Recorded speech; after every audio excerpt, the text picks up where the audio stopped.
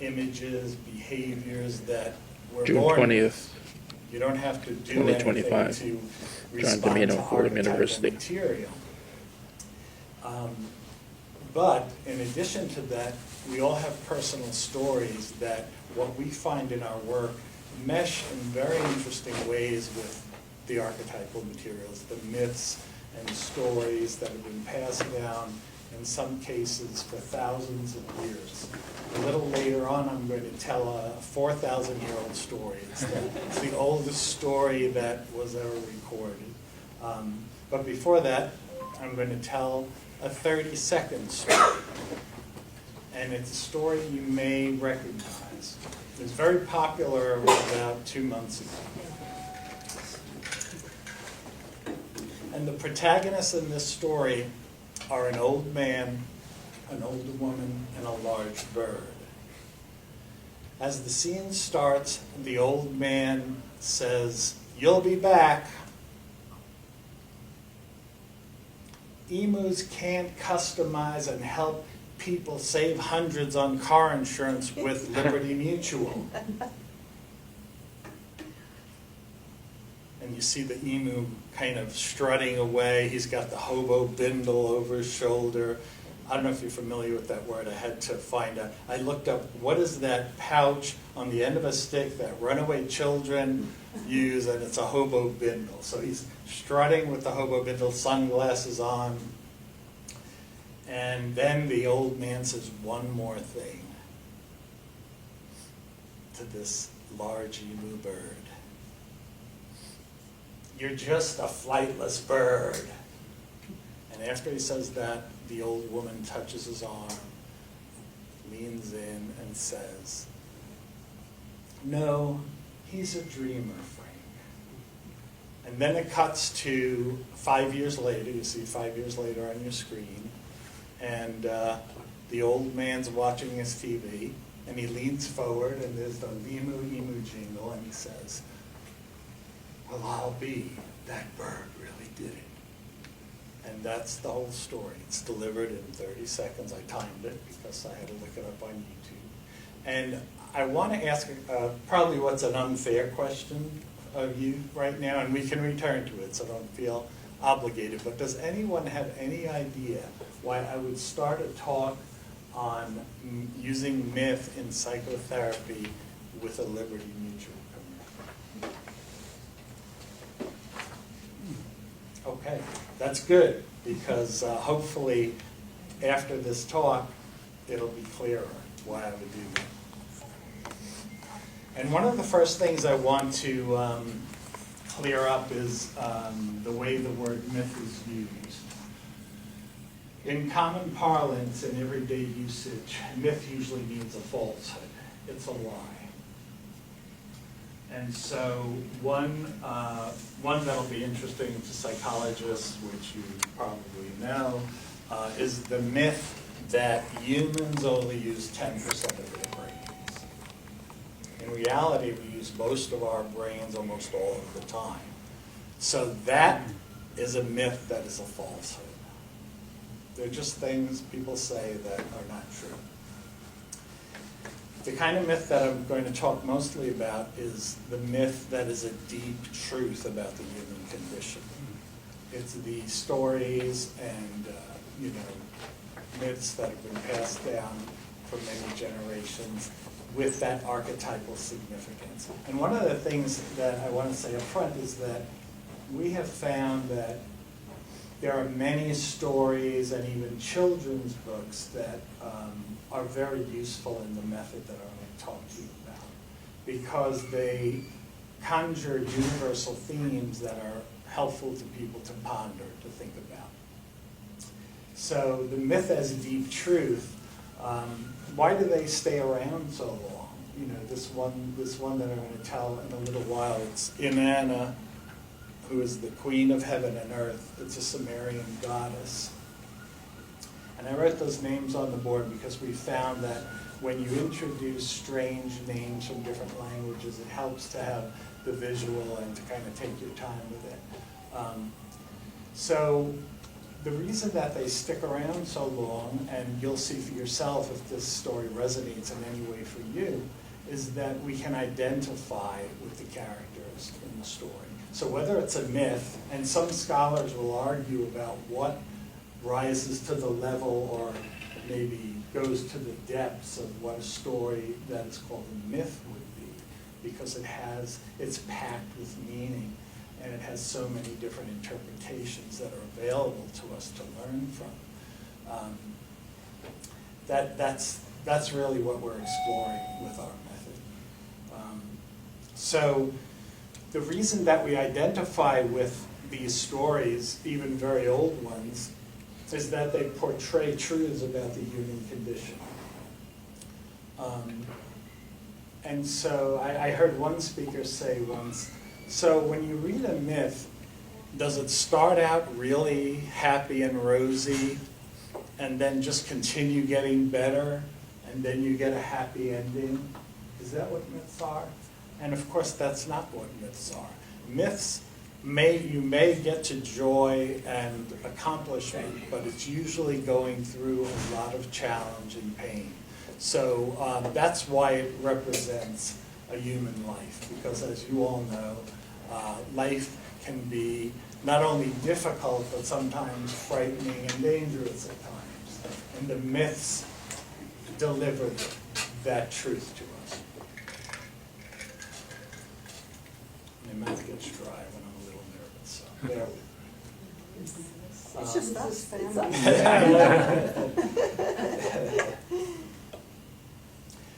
Joseph Campbell was a great mythologist, a scholar who wrote many books, but one that was really a watershed classic is The Hero with 1,000 Faces.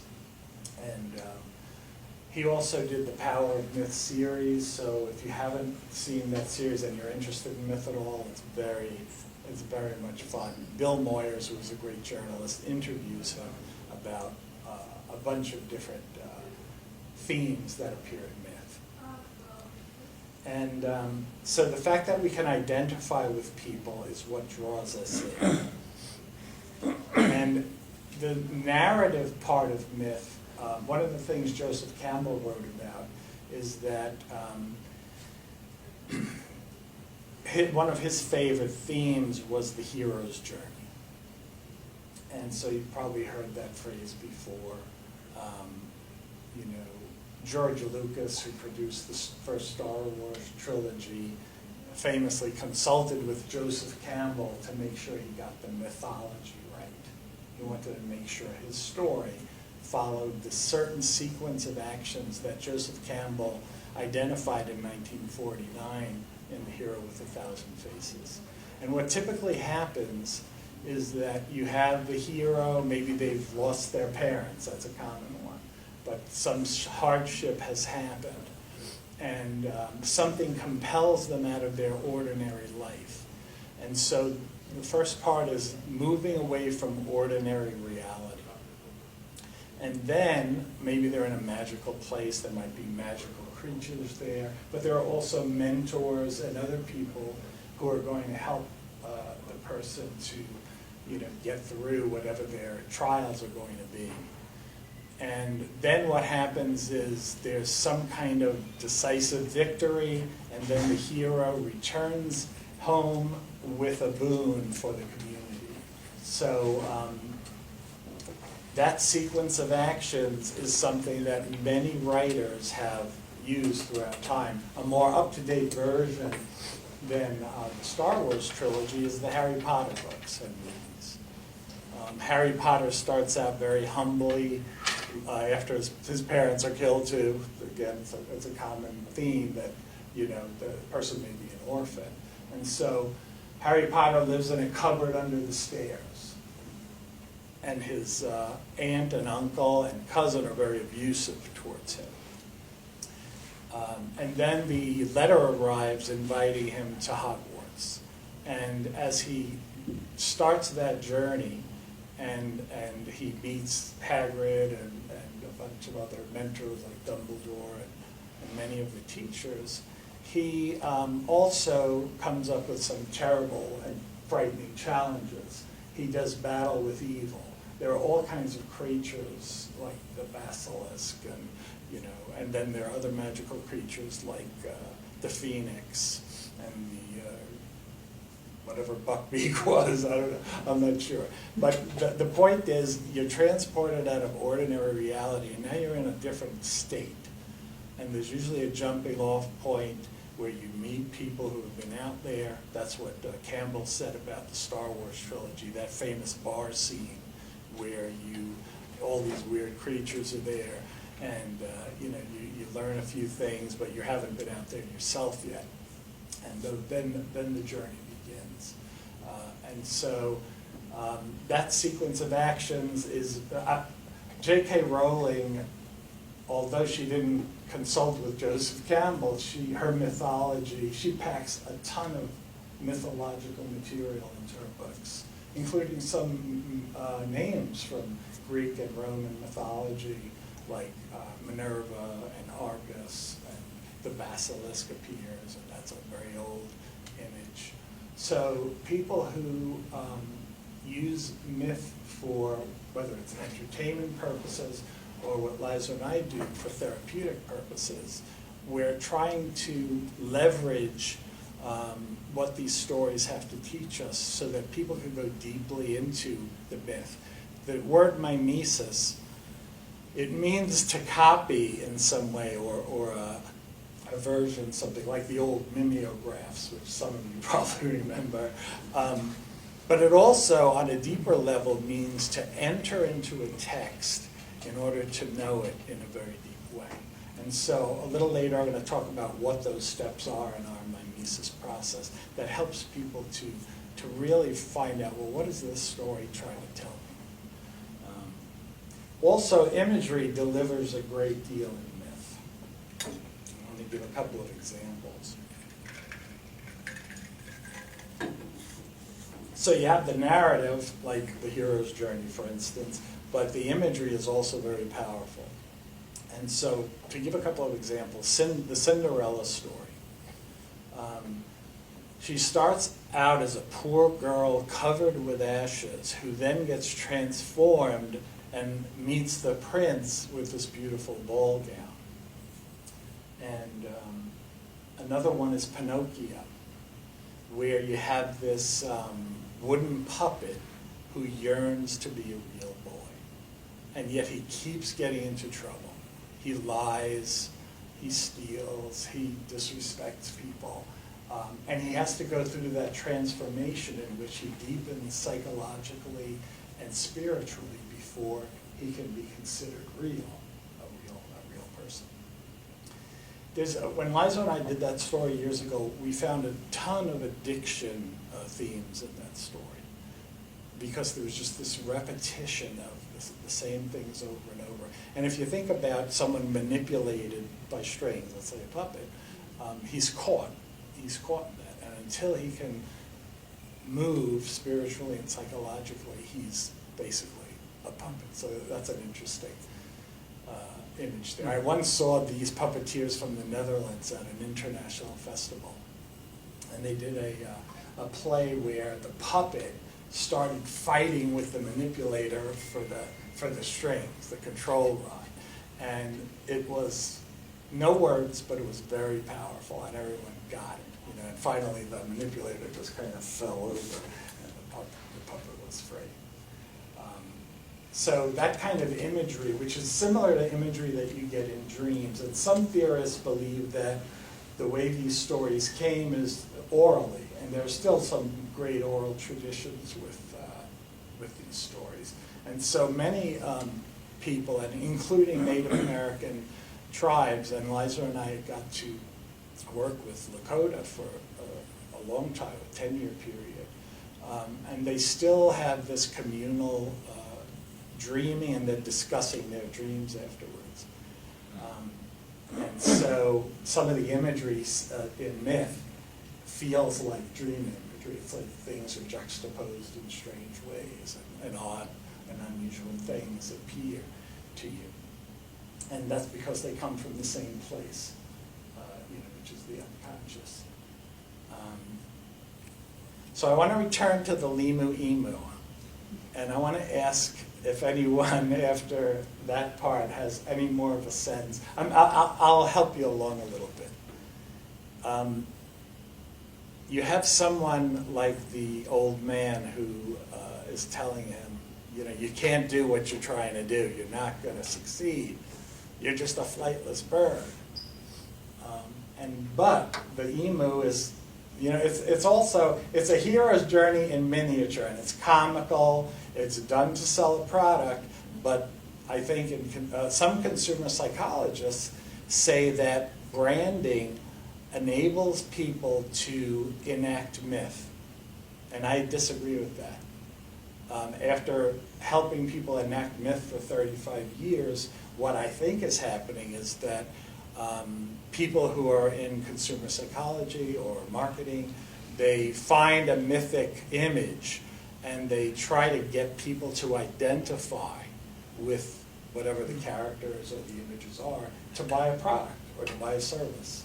And so the Limu Emu, his dad, you know, when he says, you're just a flightless bird, the story I'm going to tell in a couple of minutes from 4,000 years ago, the same thing happened there. And in many, many stories that you'll find, whether it's a parental figure or someone else is saying, you really can't do what you're trying to do. And so the hero's journey, which is also, in this case, a separation story, an individuation. You know, the emu, who I guess is their son or daughter, I don't know, is walking away from the old farmhouse, and then you see to get success. So there's success.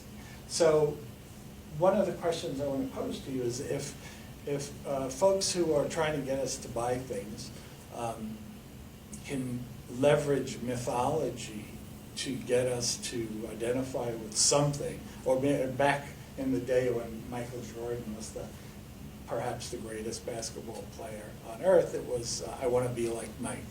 You remember, some of us remember those. And that was stated very boldly, like, I want to be like Mike. It's right there for you. So we're trying to get you to identify with the folks who are selling the product, whether it's a pair of sneakers or if it's car insurance.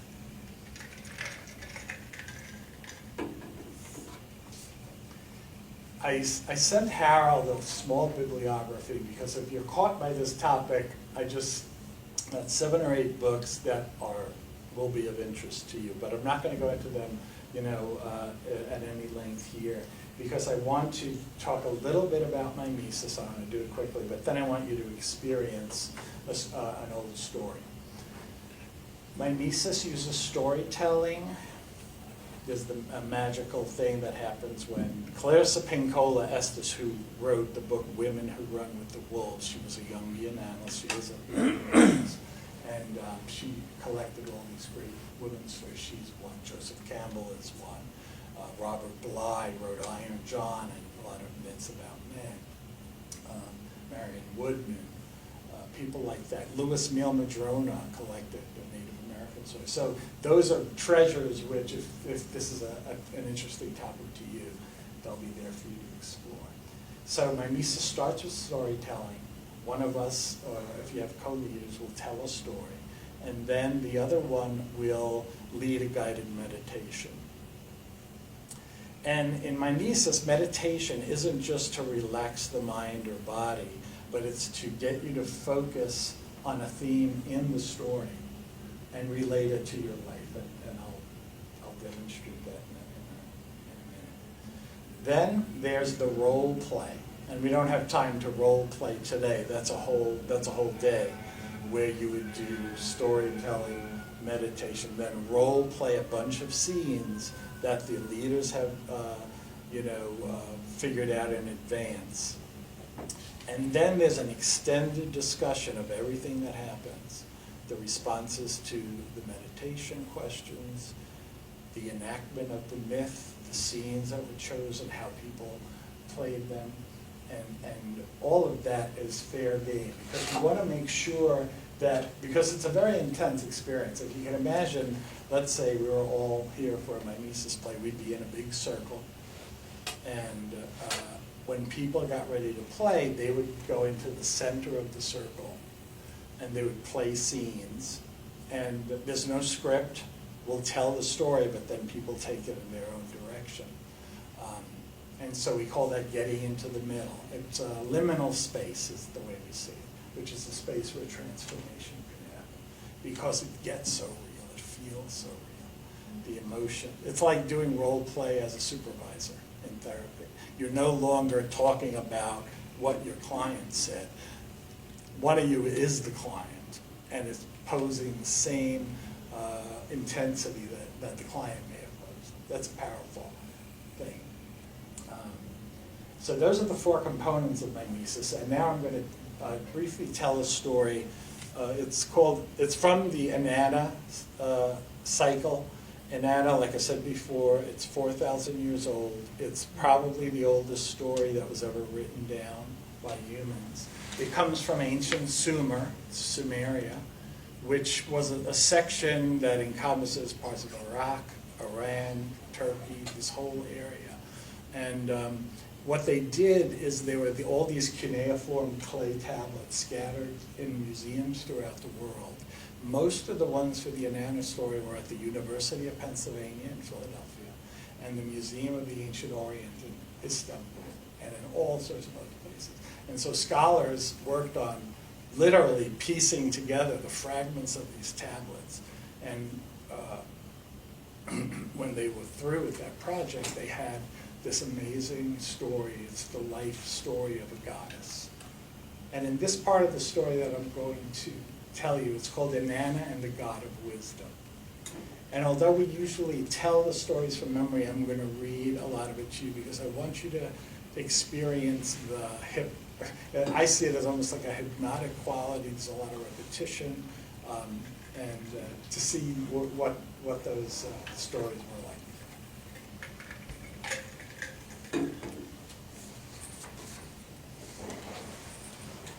So Inanna has grown up from girlhood. She's claimed a tree that was floating in a river to make her bed and throne. Her brother is Gilgamesh, who you've probably heard about. And she decides to visit her father, Enki, who's the god of wisdom. When Inanna was within a short distance of her father's city, Eridu, the bottom lines are their cities, Uruk and Eridu, Inanna and Enki. And Ninshabur is Inanna's Sukal, Isimud is Enki's Sukal. A Sukal is much more than a servant. It is someone who gives wise advice, a warrior. It's really a second-hand man or woman, person who's really supporting the person and what they stand for. Enki, the god of wisdom, who knows all things, whose ears are wide open, who knows the holy May, the holy powers and laws of heaven and earth, called to his Sukal Isimud, his right-hand man, advisor and defender. My daughter Inanna is about to enter the city. When she comes, greet her. Invite her to sit at the holy table. Give her butter cake to eat. Pour cold water to refresh her heart. Offer her beer before the statue of the lion. Treat her like an equal. Isimud heeded Enki's words and welcomed Inanna. Then Enki came out to bestow the holy May while drinking beer with his daughter. Enki and Inanna drank beer together. They drank more beer together.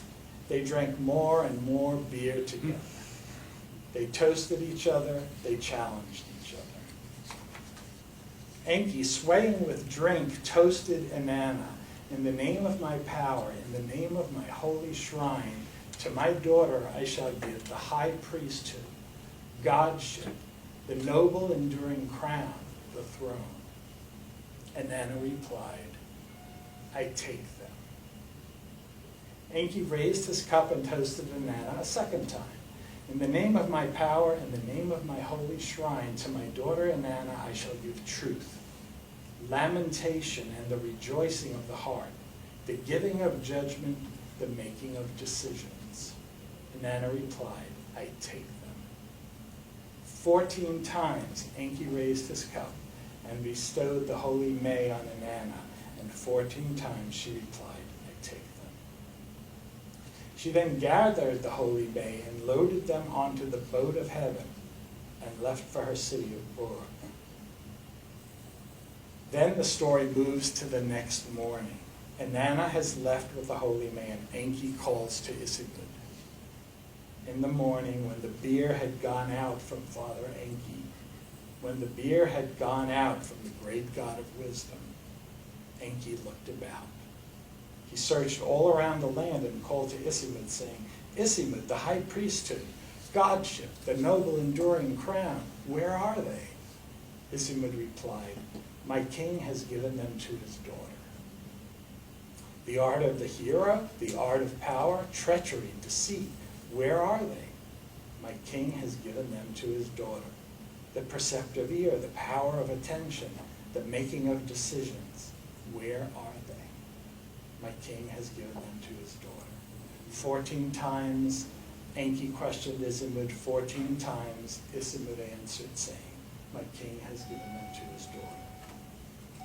At this, Enki ordered Isigmund to take the monstrous wild-haired Enkum creatures and take back all of the holy May he gave to his daughter. Isigmund went to where Inanna's boat was. He spoke to her. My queen, your father has sent me to you. I'm adopting a bureaucratic tone right now. Your father's words are words of state. They may not be disobeyed. Inanna answered, what has my father said? What are his words of state that may not be disobeyed? Isigmund spoke, my king has said, let Inanna proceed to Uruk, bring the boat of heaven with the holy maid back to me. Inanna cried, my father has changed his word. He's violated his pledge, broken his promise. Deceitfully my father spoke to me.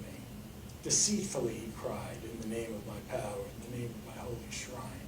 Deceitfully he sent you to me. Scarcely had Inanna spoken these words when the wild-haired Enkum creature seized the boat of heaven. Inanna called to her Sukal Minshibur, her advisor, her right-hand woman, her protector and friend, and said, come, Minshibur, you are the faithful servant of the holy shrine, my second in command who gives me wise advice, my warrior who fights by my side. Save the boat of heaven with the holy May. Minshibur sliced the air with her hand. She uttered an earth-shattering cry, and the wild-haired Enki creatures were sent hurtling back to Eridu. 6 times Enki sent more fearsome creatures to seize the boat of heaven. And 6 times Minshibur saved it, allowing Inanna to proceed to her city. Then Enki called to Isigmund a 7th time. Where's the boat of heaven now? The boat of heaven has sailed into Uruk, and Enki said, go. She has aroused wonder there. Inanna has aroused wonder in Uruk for the boat of heaven. Then the holy May were being unloaded. As the May which Inanna had received from Enki were unloaded, they were announced and presented to the people of Uruk. Then more May appeared, more May than Enki had given Inanna, and these too were announced, and these too were presented to the people of Uruk. Then Enki spoke to Inanna, saying, in the name of my power, in the name of my holy shrine, let the May you have taken with you remain in the holy shrine of your city. Let the citizens of your city prosper. Let the people of Uruk rejoice. The people of your city, Uruk, will be allies of the people of my city, Eridu.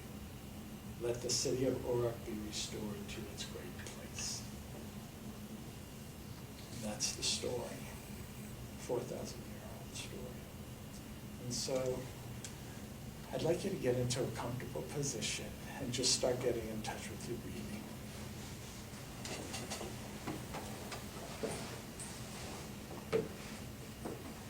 You might try breathing in through your nose and out through your mouth.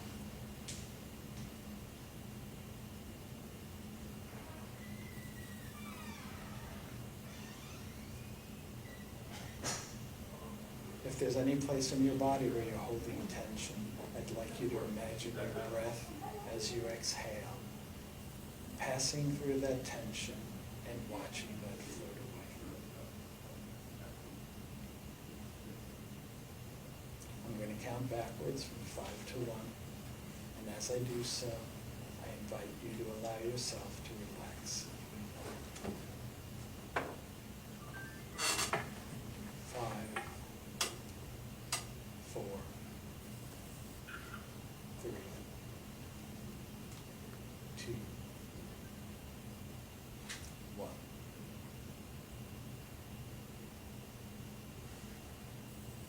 In the story, many gifts are bestowed on a man.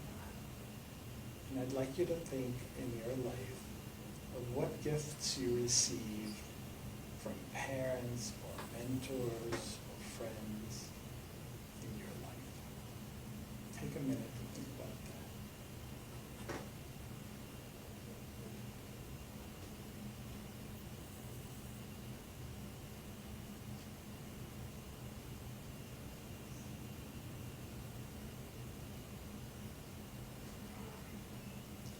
And then I'd like you to also think about what were the challenges you faced on your journey.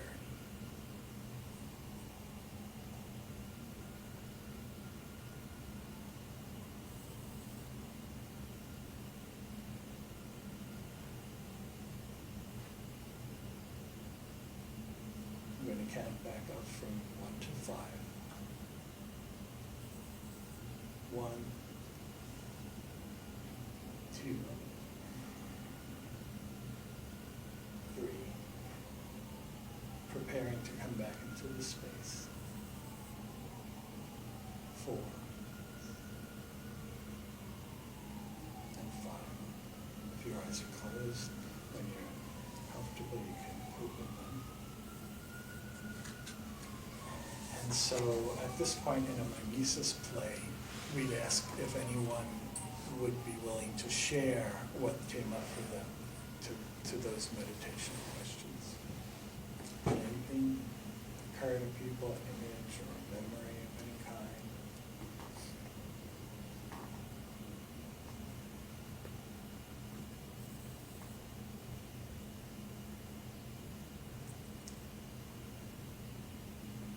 Yeah, that's all.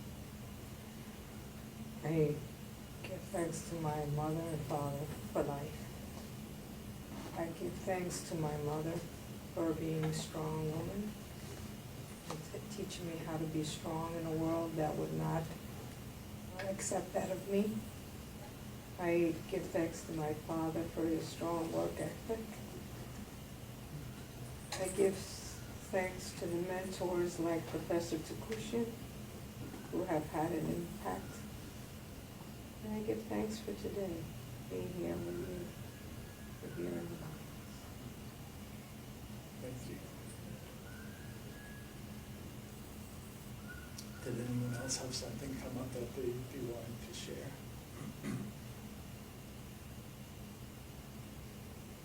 I understand this is a little strange and it's very compressed. We usually take a long time. We greet everyone and get to know everyone. So I know I'm asking a lot, but if anyone has anything else to share, I'd be happy to listen. I also have a couple of examples from doctoral psychology students. I've done this in training a lot. And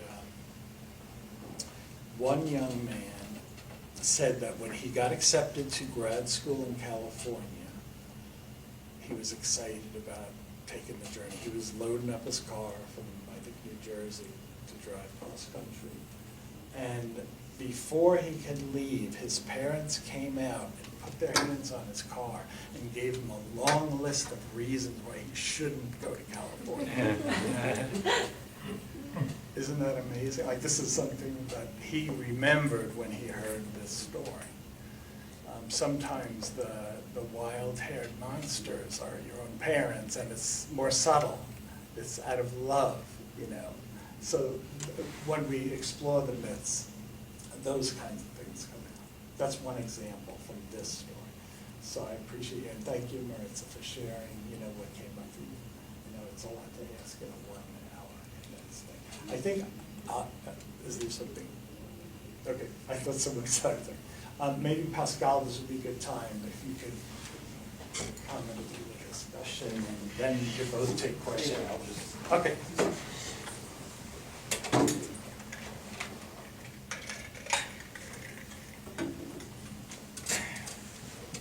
So, if we go back to the story that John started with, either the emu or the goddess, John was engaging us in order, what I would like to suggest is that the activity that John was engaging us in is a foundational, one could even say ontological human activity. What do I mean by that? That it is fundamental to, it's what makes us human, is the story, is the making of stories. What I would like to suggest is the making of meaning. So I prefer to the expression, the technique of mimesis, or mimesis, I prefer the term, the work of mimesis. Because the term work emphasizes the active component on the part of the participant. As opposed to a technique which can be applied to something or over something, the term work clearly involves the kind of activity that is so foundational, which is real psychic work. Let me explain more. From the perspective I am advocating, often referred to as the hermeneutic perspective, what makes us human is the work of making meaning. That is our task. That is our, I'll come back to it, but the human responsibility. Make note, I did not say finding meaning, as if it were all prefabricated and ready to be plucked out, ready to be discovered, already pre-made. On the contrary, the expression, the work of making meaning, emphasizes that meaning is something that is the result of work, psychic work. In what way is it work? As we saw earlier, we responded to John's prompts in a variety of ways. Obviously, a lot of us had internal responses, images. I mean, even the emu story, we were trying to make sense of what was going on. Oh, and this happened, and that happened. This was all going on inside our minds, right? That is, what I'm suggesting here is that that's what we do all the time. And that's what we're tasked to do.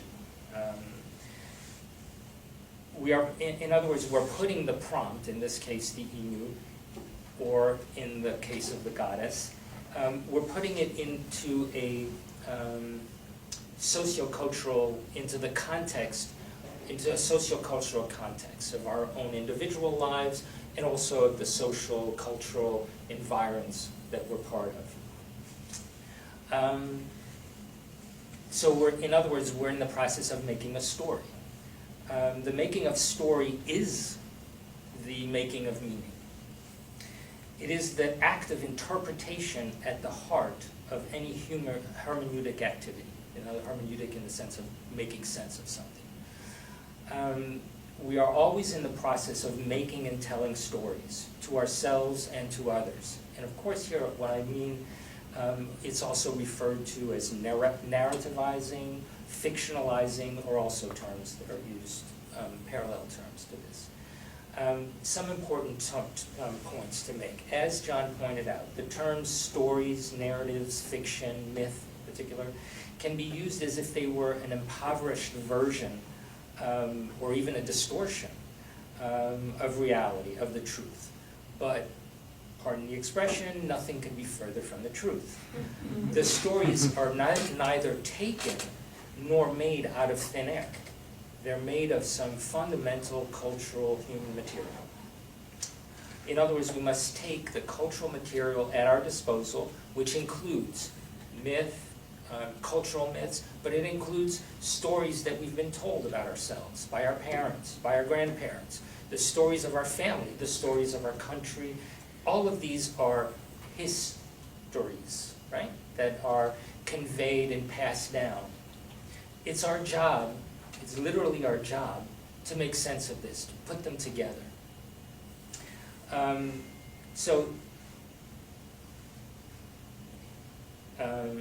So putting them together, by the way, is the work of interpretation. I think John used that word as well. It is crucial to note that these stories are anything but clear. Right? There's a story, but it is not clear what the meaning is. They can be referred to as metaphorical, or the psychoanalytic term that fits perfectly here is these stories are enigmatic.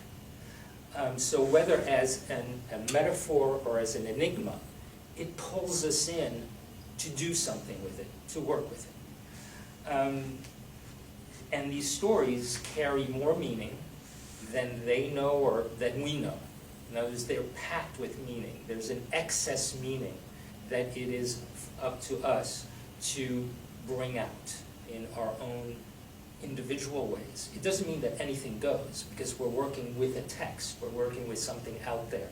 Right? So these meanings are, by enigmatic, also mean that these meanings are latent or unconscious, as John was making the point. And they are pressing forward to be formulated, to be translated, to be interpreted. These stories present us each individually, and I think this is what the work of Mimesis is in a group format. By the way, I think that's exactly what psychotherapy is about too, on an individual context. These are stories that have a claim upon us, a claim to respond. Indeed, it is what I'm suggesting is this fundamental interpretive activity. These stories make a claim upon us to respond to them. I would say even an ethical claim. And as the etymology of responsibility indicates, responsibility, these stories ask us to use our ability to interpret to respond to the story. The ethical claim is for us to tap our unique human ability to respond to the enigma, of which we encounter all the time. Finally, to remain true to the enigmatic nature of this story, it is important to keep in mind that multiple, even contradictory translations are possible and can be held simultaneously.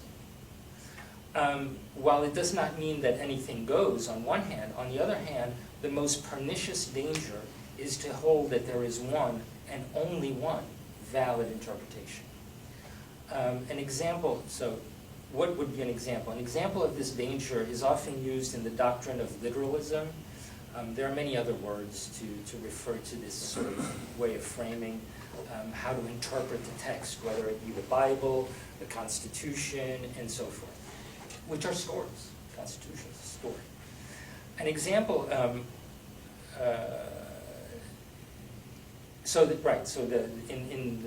this perspective of literalism, that the story is neither enigmatic nor metaphorical. It holds that the story is neither enigmatic nor metaphorical, and that one particular version or person holds the supposed truth, therefore summarily excluding any other interpretations and silencing any other possible interpretations.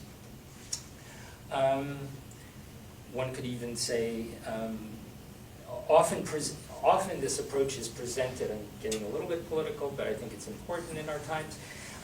Often this approach is presented as a way of honoring the original master text, but nothing could be further from the truth. In fact, I would suggest that this approach of literalism actually defiles the true richness of the original text, because it impoverishes or cuts out or castrates all the potential meanings that are left out and that are asking to be brought out. I believe it is in particular important to keep this destructive power in mind during these fraught times, since it perverts the fundamental human activity or responsibility of making meaning. I conclude just my thoughts with a particularly disturbing perversion of this responsibility. couched in the bad faith claim that any story is as valid as any other, as if it were,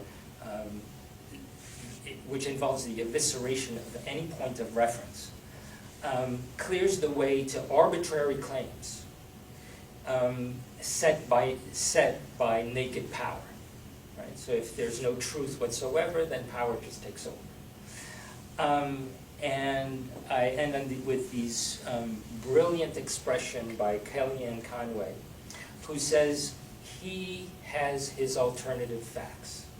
So you can do what he can do, and of course the implication is you should respond and believe in these facts, right? So that power can simply be imposed on the less powerful, right? And therefore the truth is set. So anyways, these are, so that the work of, final words, that the work of mimesis is fundamental, and it requires us to work at it, not simply to have it imposed on us. That's a fundamental responsibility. Anyways, thank you. Thank you.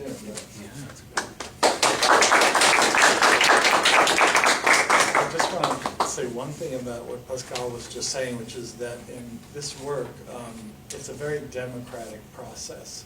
There's no person who holds all the interpretations. We borrowed some concepts from narrative therapy, which is the leveling, where although we're facilitating and leading and we've got a lot of experience, the interpretation has to make sense. The person has to receive it or come up with it themselves. It's not anyone enforcing or putting an interpretation on you. And it's come about in this group setting where a lot of people are adding to the richness of the interpretations. And then the person who got into the middle can take what is meaningful to them or what resonates with them. It's the exact opposite of that description of, you know, do this because this is the right answer. There's really a lot of discussion, some extended discussion and searching for meaning. Does anyone have any questions? I know it's close to 5. What I want to say before we take questions is that's our email address. If you're caught by this topic, Liza and I love to hear from people. Sometimes we do trainings for people sometimes, or we get invited to do Mimesis with a group. Yeah, or if you just want to say hi, whatever. That's our email. Any questions that people are burning? We'll probably have other times throughout this evening to talk at length, but anything anyone on that? I'd like to add, one thing that it has to be a democratic process. Not only that, but I also want to underline the fact that there is it's so important to emphasize that inside ourselves we have so much draw to avoid the work, right? Since it is work, it's hard work, we want to avoid it. So the times that we find ourselves as clinicians, so Doc, what does it mean? Tell me what it means. What should I do? Tell me what to do. These are just examples of an attempt to avoid this responsibility. I just want to emphasize that it is within ourselves that we find this draw to avoid this work. I'm sorry. Thank you. Thank you so much for the talk. This was great. I'm actually interested in, I don't know how much detail you can go into, on the role-playing aspect of sessions. How does that usually look? What do you think are the specific benefits of that section? I'm super interested. Yeah, it's very powerful. I was starting to try to describe what happens when you're actually enacting something in real time, and I gave an example from supervision, which I've done this with supervisees, where I say, well, you're having trouble with a client. Why don't you show me what that client's like? You be the client. And so then I get to see just how difficult that person is. Maybe I come up with an intervention they haven't thought of, but at the very least I'm saying, wow, this is really a difficult client, you know. And it's a collaborative thing. And in a mimesis, people have memories of things that are mind-boggling at times. There are synchronicities that happen, but what happens is that it's in real time. you know, and so the emotions that come up when you're enacting a role are very real, because you're sitting opposite someone or people, and you're talking about what it's like to be an Anna and where you are in your life, or whatever character it is. It's also indirect. It's not like psychodrama where a director says, tell me about your life, and then with you decides what scenes to play from your life. We start obliquely, as a friend in the UK said about her method, or indirectly with universal forms, and then we ask you to make it personal. Does this resonate with you? What were your challenges? And so this confluence of, you know, the universal archetypal significance of the original story. Archetypal means original pattern. Now it flows into your life, and you say, wow. You know, just like that intern who his parents put their hand on the hood of his car and said, here's why you shouldn't go to California. That's a version of the Enkom creature seizing the boat of heaven. That's a 4,000-year-old story, and for this guy, it's like, wow, this is my story. So that's why the value of those stories. It's a deep truth. It's not a lie, as we commonly use the term. Does that start answering your question? Yeah. Okay. Harold, how are we doing? Do we need to? We'll have opportunities to talk. Timing is, yeah, you're right, a few minutes. Few minutes? Okay. Other questions right now? Yeah. I'm sure it's a broad topic, but do you have any anecdotes from your work with the Lakota? Oh, yeah. Many. I brought a book.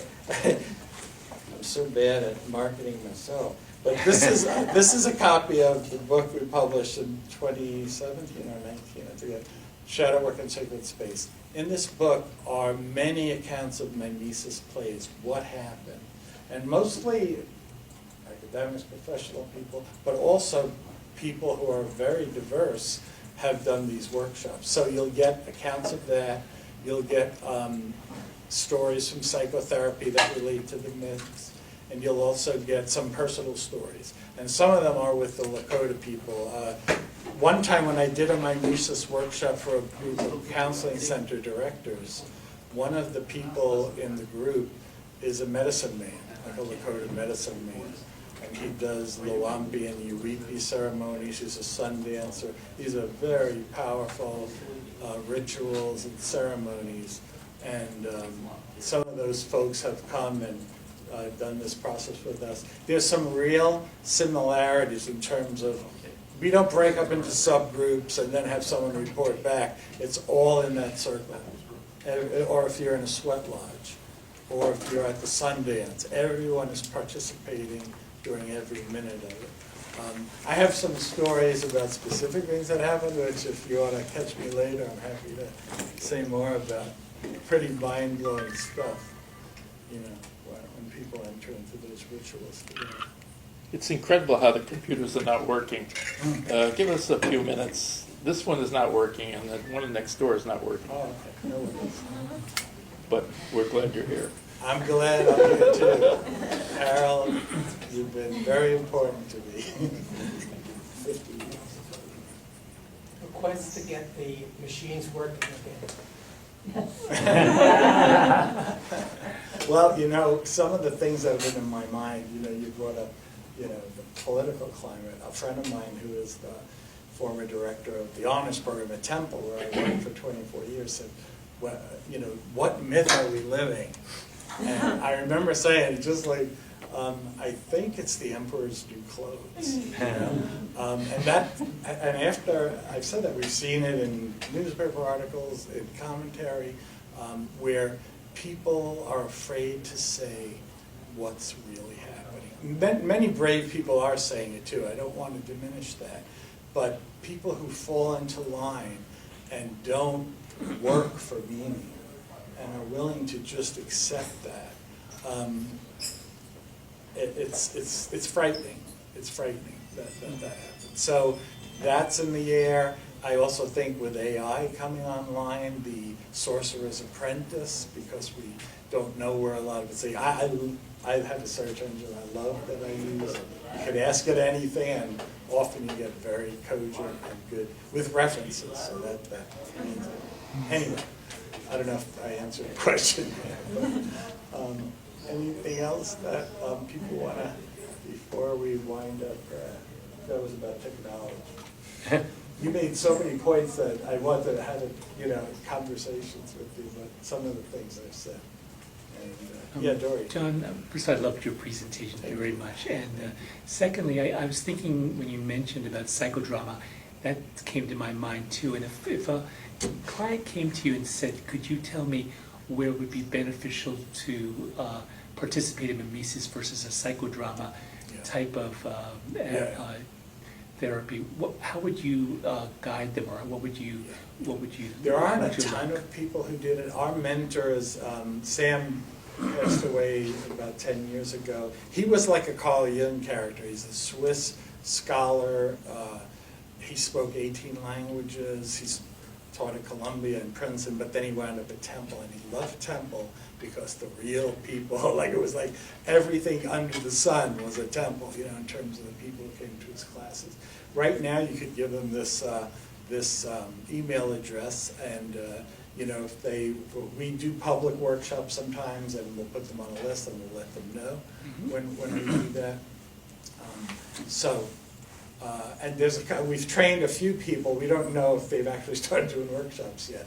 It takes a little, little courage to get started, and you have to be willing. Is there a time limit to the groups, or is it Oh, ongoing? yeah. It's not ongoing, although we've done some extended groups at conferences or training groups, but usually it's one day or even half a day. And so we have to work hard to make whatever story fit in that time, and that affects choices of scenes to play and things like that. We see it as much safer than psychodrama because it's not, Dory, tell me about your life, and now let's play out your conflict with your dad. Right. We start with the universal, and then we kind of slowly go into it, and then we ask you to make it personal. What is this theme to you? And you can choose to share or not. And so it was very brave, even in a group that hasn't bonded together. I appreciate that that's the kind of response that we get after we've greeted everybody and spend time easing into it, And then that builds because people see the commonalities in their experience, and so we try to make it very, very safe. Of course, there's going to be strong emotions that come up, and sometimes painful things, and people have trauma from their lives. Sometimes that gets unearthed, but often it's very funny and collaborative and a great bonding experience. So you could start with us, and as we have more students who come online, we're hoping, and maybe with the publication of the book, there'll be more professionals and others, because Liza's a writer and an editor and a poet, and Sam and Evelyn, the two founders of this. Evelyn was a clinical psychologist. He was one of my clinical supervisors. Sam was the scholar of religion, who I started describing, from Basel, Switzerland. Classically trained European scholar, but very giving, loving people who wanted to make the work, this difficult work, safe enough for people to enter into it. And so we're not pounding on the defenses. We allow people to have whatever level of defense they have. And so a person who plays a role might say, oh, I was just playing a role. And another one might say, I've been the prodigal son all my adult life, and here's how this story spoke to me. So there's all kinds of levels of, I guess, willing to be transparent.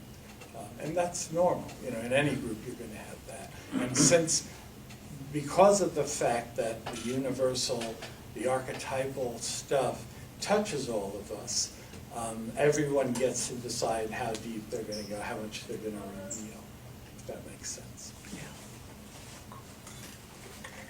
Maybe the technology went down for a reason. I call it spiritual warfare. There you go. It's never happened before. Never happened before. The computer knew there were more questions. Instead of giving the details, let me just say the computers in both rooms are not working. This one, and the other one, and the one across the hall. And the media center is always open, but it's not open right now. So the bottom line is, this is a joyous occasion. We're all together. I would say it's probably better to go to the other room. It's a little bit more spacious. But we're going to put you on the spot for 3 minutes each to say what you're doing, and we'll catch up with each other. At 6 o'clock, there's a big gathering on the 12th floor. That's the one that requires tickets. But if you don't have a ticket, at 7:30, all the separate groups come together at the plaza. So there's nothing, you don't need anything there. You can just join the others. And there should be about 1,000 people here. Should be a lot of fun. But Nicholas, you graduated, 79. so anybody earlier than that? Thanks for letting me, everybody know my age. Now, let's go in the next room and we'll get started. I asked Tony's help because he's an IT guy, but the computer's broken. Thank you, by the way. Thank you too.